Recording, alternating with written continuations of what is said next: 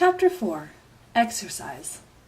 One fine morning in the month of May, when Stuart was 3 years old, he arose early, as was his custom, washed and dressed himself, took his hat and cane, and went downstairs into the living-room to see what was doing. Nobody was around but Snowbell, the white cat belonging to Mrs. Little. Snowbell was another early riser, and this morning he was lying on the rug in the middle of the room, thinking about the days when he was just a kitten. "Good morning," said Stuart. "Hello," replied Snowbell sharply. "You're up early, aren't you?"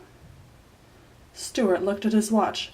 "Yes," he said, "it's only 5 minutes past 6, but I felt good, and I thought I'd come down and get a little exercise." "I should think you'd get all the exercise you want up there in the bathroom, banging around, waking all the rest of us up, trying to get that water started so you can brush your teeth. Your teeth aren't really big enough to brush anyway. Want to see a good set? Look at mine."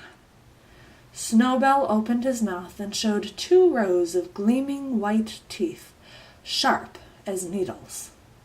"Very nice," said Stuart, "but mine are all right too, even though they're small. As for exercise, I take all I can get.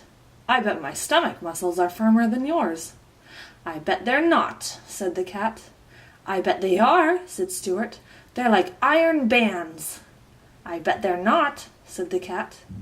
Stuart glanced around the room to see what he could do to prove to Snowbell what good stomach muscles he had. He spied the drawn window shade on the east window, with its shade cord and ring, like a trapeze, and it gave him an idea.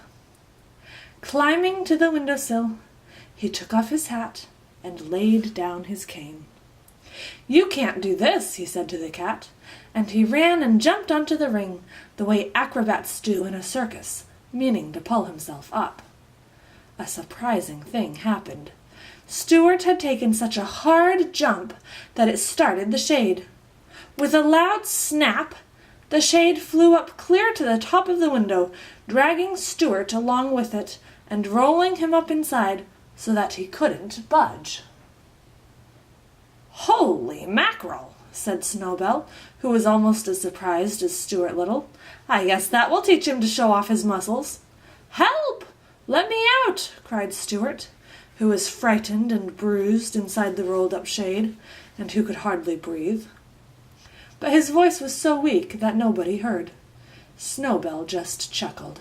He was not fond of Stuart, and it didn't bother him at all that Stuart was all wrapped up in a window-shade, crying and hurt and unable to get out.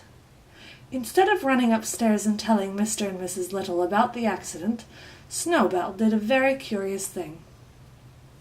He glanced around to see if anybody was looking, then he leapt softly to the window-sill, picked up Stuart's hat and cane in his mouth, carried them to the pantry, and laid them down at the entrance to the mouse-hole. When Mrs. Little came down later and found them there, she gave a shrill scream which brought everybody on the run. "It's happened!" she cried. "What has?" asked her husband. "Stuart's down the mouse-hole!"